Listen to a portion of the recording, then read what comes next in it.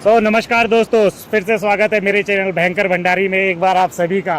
तो भाई आज क्या लाया हूँ, आज की वीडियो बहुत ही स्पेशल होने वाली है क्योंकि मेरे बहुत से भाई लोग हैं जो कि मोटो व्लॉगिंग करना चाहते हैं, पर वो हमेशा इसी बात को सोचते रहते हैं कि भाई मोटो व्लॉगिंग करना एक एक एक बहुत ही महंगा महंगा यूट्यूब चैनल है।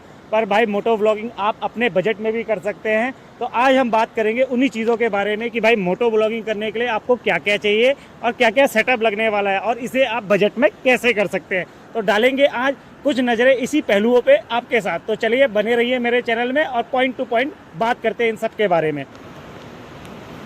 तो भाई अब बात करते हैं कि भाई मोटरसाइकिल जो कि सबसे पहली चीज़ होती है हमारे किसी भी मोटो व्लॉगिंग के सेटअप के लिए कि भाई मोटरसाइकिल कौन सी सिलेक्ट की जाए।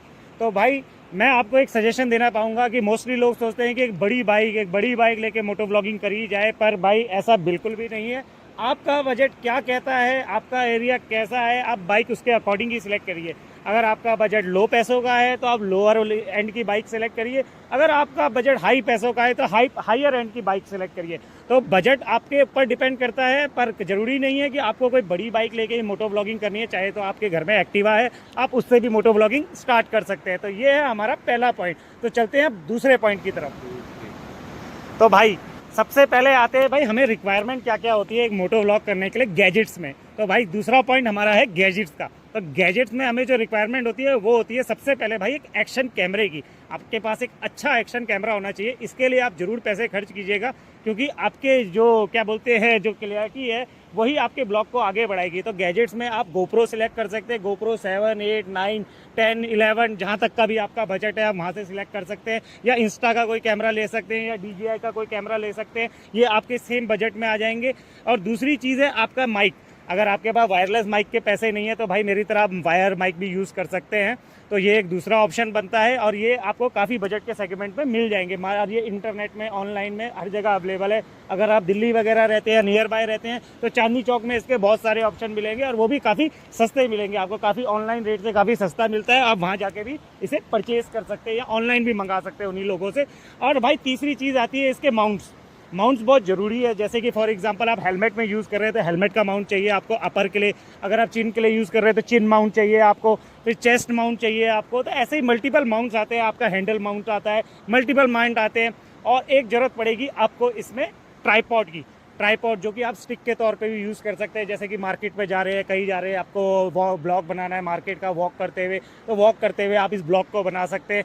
और भाई सबसे इम्पॉर्टेंट चीज़ कि भाई पावर बैंक जरूर रखना, क्योंकि जब आप मोटर बाइक ट्रैवल कर रहे होते हैं तो आपको ज़रूरी नहीं है कि हर जगह आपको बिजली का ऑप्शन मिले, करंट का ऑप्शन मिले, तो वो मिलता नहीं है। तो इसके लिए एक पावर बैंक ज़रूर रखिएगा, एक्स्ट्रा बैटरीज भी ज़रूर रखिएगा। और भाई सबसे बड़ी चीज़ अपने स्मार्टफोन भी ऐसा रखिएगा कि जिसे आप यूज़ कर सकते हैं अपनी मोटो व्लॉगिंग के लिए। तो ये हमारे कुछ है गैजेट्स के पॉइंट। और अब हम आते हैं इससे अलग पॉइंट। तो भाई अब आते हैं हमारे पॉइंट नंबर 3। और पॉइंट नंबर 3 बहुत ही इंपॉर्टेंट होने वाला है क्योंकि अगर आप मोटो ब्लॉगिंग करने वाले हैं तो आपको सबसे ज़्यादा ज़रूरत पड़ने वाली है अपने राइडिंग गियर्स की। तो भाई राइडिंग गियर में सबसे पहले आपको चाहिए जैकेट। अगर आपका बजट अच्छा है तो आप अच्छी जैकेट्स में जाइएगा। अगर आपका लो बजट है तो आप ऑनलाइन या ऑफलाइन जाके करोल बाग के अंदर से आप कोई भी जैकेट्स ले सकते हैं। करोल बाग में बहुत सारी मल्टीपल शॉप्स हैं। अगर आप दिल्ली के आसपास रह रहे हैं तो वहाँ पे आपको ऑप्शन मिल जाएगा कि आपको काफ़ी मल्टीपल जैकेट्स मिल जाएगी वहाँ से। तो अगर आपका बजट अच्छा है तो आप एक राइडिंग जैकेट ले लीजिए अच्छी वाली। और भाई सबसे पहले दूसरी चीज़ ये है कि आप एक हेलमेट ज़रूर लीजिए। और हेलमेट सस्ते में बिल्कुल भी मत जाइएगा क्योंकि हेलमेट आपको चाहिए अच्छे क्वालिटी का डॉट कंप्लाइंस वाला हेलमेट। ठीक है जी। तो राइडिंग जैकेट, हेलमेट हो गए हमारे ये दो चीज़ें। और भाई सबसे अच्छी चीज़ है अगर आपको इसमें अगर वाटर प्रूफ मिलती है, तो अगर आपको वाटर प्रूफ राइडिंग जैकेट मिलती है तो वो बहुत अच्छी चीज़ है। फिर तीसरा पॉइंट आता है आपका राइडिंग पैंट्स का, जिसमें आर्मर लगे होते हैं आपके नी के, एल्बो नी पैड्स के, थाई के आर्मर लगे होते हैं। अगर आप बाई चांस गाड़ी आपकी स्लिप कर जाती है या कुछ हो जाती है तो आपको बहुत प्रोटेक्ट करते हैं। आपके राइडिंग गियर आपके कवच की तरह होते हैं। तो ये किसी भी मोटो व्लॉगिंग का सबसे इम्पॉर्टेंट पार्ट है। और भाई रही बात अब जूतों की, जूते आपको कैसे चाहिए। अगर आपका बजट है तो आप एक अच्छे जूते, मेरा सजेशन हमेशा रहेगा आप लोगों के लिए कि भाई अगर आपका बजट है तो आप एक अच्छे राइडिंग बूट्स लीजिए, क्योंकि एक अच्छा राइडिंग बूट्स आपको एक अच्छा राइडर भी बनाएगा और आपको लॉन्ग लाइफ की सेफ्टी भी देगा। क्योंकि भाई पैर रहेंगे तो तभी आप आगे भी राइड कर पाएंगे। हल्के से छोटा पत्थर भी राइडिंग में आता है और आपके पैरों पे लग जाता है ना तो भाई बहुत हर्ट करता है। तो इसलिए मेरा हमेशा सजेशन रहेगा कि भाई आपने अगर लेना है तो लॉन्ग राइडिंग बूट्स लीजिए, लॉन्ग एंकल हाई एंकल के राइडिंग बूट्स आते हैं वो लीजिए, वो ज़्यादा प्रेफर कीजिए। अगर आपका बजट कम है तो कोई भी आप ट्रैकिंग बूट ले लीजिए जिसके, या कोई सेफ्टी बूट ले लीजिए जिसके आगे से प्रोटेक्शन हो, ताकि कोई पत्थर वगैरह आए तो वो आपको ना। तो भाई आपका अगर बजट नहीं है, अगर आपका बजट नहीं है इतने बड़े बड़े राइडिंग गियर लेने का, और आप कहते हैं कि यार मैंने कैमरे में ही सारा बजट खत्म हो गया या इसमें ख़त्म हो गया, तो भाई मैं आपको सजेशन करूंगा आप एटलीस्ट एल्बो गार्ड और नी पैड्स आते हैं मार्केट में अच्छे क्वालिटी के, वो जरूर ले लीजिए, क्योंकि वो आपको हमेशा प्रोटेक्ट करेंगे। अगर आपको कुछ भी छोटी मोटी इंजरी से तो बचा ही देंगे, काफ़ी हद तक बचा देंगे। तो ये एक चीज़ है। और भाई ज़रूरी चीज़, भाई आपको ग्लव्स भी लेना होता है। राइडिंग ग्लव्स आपका हमेशा एक अच्छा साथी होता है भाई। हाथ पैर तो हमेशा बचे ही रहने चाहिए, सर हाथ पैर, मैं तो कहूँगा पूरी बॉडी बची रहनी चाहिए अगर आपको बाइक राइडिंग करनी है तो भाई गियर्स हमारे बहुत इंपॉर्टेंट होते हैं, एक कवच की तरह होते हैं। अगर आप कुछ करने का प्लान कर रहे हैं, सनग्लासेस जरूर रखिएगा अपने ट्रिप के लिए अगर आप ट्रिप प्लान कर रहे हैं ऐसा, क्योंकि भाई डस्ट बहुत आती है और हर जगह आप हेलमेट को कवर करके नहीं चला पाते हैं। तो कभी नाइट हो जाती है या कभी इवनिंग होती है ऐसी, तो सन ग्लासेस आपको चाहिए ही चाहिए होते हैं। और उसके साथ भाई एक बफ जरूर रख लीजिएगा जो आपके फेस को कवर करेगा। वो बफ भी बहुत ज़रूरी होता है कि अनवांटेड डस्ट वगैरह या आपकी गर्दन में नहीं जाती, क्योंकि राइडिंग जो जैकेट होती है वो ऐसे ग्राउंड कॉलर पे होती है, उसमें कॉलर तो होते नहीं है। तो भाई बफ भी जरूर रखिएगा। तो भाई ये थे हमारे कुछ पॉइंट राइडिंग गियर के। आपको अगर और कुछ भी जानना है तो वो भी जान सकते हैं। तो अब चलते हैं फिलहाल अपने चौथे पॉइंट के ऊपर। तो भाई अब बात करते हैं कि आपने जैसे कि सब कुछ ले लिया है, अब आपको भाई ब्लॉगिंग करनी है, तो भाई कैमरा एंगल इसमें बहुत इंपॉर्टेंट है। तो भाई मैं आपको बोलूँगा जो मैं कैमरा एंगल यूज़ करता हूँ वो मैं अपने चिन में लगाता हूँ, चिन वाला एंगल यूज़ करता हूँ। उससे मुझे थोड़ी सी डिफ़िकल्टीज ज़रूर आती है, क्योंकि कई बार मेरा हेलमेट डाउन हो जाता है तो मुझे अप करके देखना पड़ता है, क्योंकि मेरा हेलमेट पहनने का स्टाइल डिफरेंट है, तो इस वजह से थोड़ी सी डिफ़िकल्टी आती है। पर आप उसे भी यूज़ कीजिए। एक हेलमेट के अपर में आता है, आप उसे भी यूज़ कीजिए। और एक चेस्ट में आता है, आपके हैंड्स को कवर करेगा वो भी आप ज़रूर यूज़ कीजिए। और भाई फिर आप हैंडल बार में यूज़ कीजिए। आप एक फ्रंट में कैमरा लगाइए, पीछे का सीनिक व्यू, सनसेट दिखाने के लिए, सीनरी दिखाने के लिए। तो ऐसे ही आप एक्सपेरिमेंट जरूर करते रहिए अपनी वीडियोज़ में, एक्सपेरिमेंट किसी भी एंगल का कीजिए। तो भाई और क्या आप दिखा सकते हैं, और आप दिखा सकते हैं भाई अपने स्पीडोमीटर को चलते हुए कि भाई आपकी गाड़ी कितनी स्पीड पकड़ रही है। दूसरा एंगल आप दिखा सकते हैं इसमें बैकग्राउंड का, आपके दोस्त लोग से वाइड एंगल लेके कि सीनरी कैसी है, आपके साथ फेलो राइडर जो जा रहे हैं वो कैसे दिख रहे हैं। और भाई आप दिखा सकते हैं इसमें क्लोज शॉट, आपकी बाइक आपने कैसे मॉडिफाई कराई, सामान कैसे रखा उसमें, ये सब चीज़ें आप उसमें दिखा सकते हैं। तो ये था हमारा भाई पॉइंट नंबर 5। अब चलते हैं अपने अगले पॉइंट पर। तो भाई पॉइंट नंबर 6, अब हम आते हैं भाई स्टोरी के ऊपर। भाई अगर आप कोई ब्लॉग करने जा रहे हैं तो सबसे पहले आपको चाहिए एक अच्छी स्टोरी।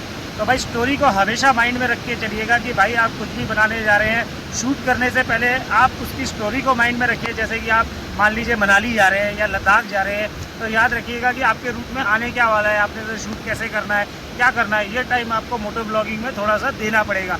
मैंने भी इनिशियल स्टार्टिंग में इसमें मिस्टेक करी थी, पर अब मैं धीरे धीरे समझ रहा हूँ कि जो मेरी मिस्टेकें हुई है उसको मैंने दोहराना नहीं है। और एक और बात मैं बोलना चाहूँगा दोस्तों आपको, वीडियो अगर आप स्टार्टिंग में बना रहे हैं, क्योंकि हम नए ब्लॉगर हैं, तो नए ब्लॉगर को पहले तो सबसे पहले वीडियो की लेंथ को आप ज़्यादा लंबा मत कीजिए।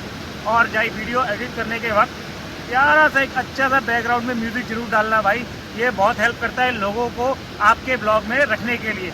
तो ये था मेरा पॉइंट नंबर 6। अब चलते हैं पॉइंट नंबर 7 पे। तो भाई अब आते हैं पॉइंट नंबर 7 पे।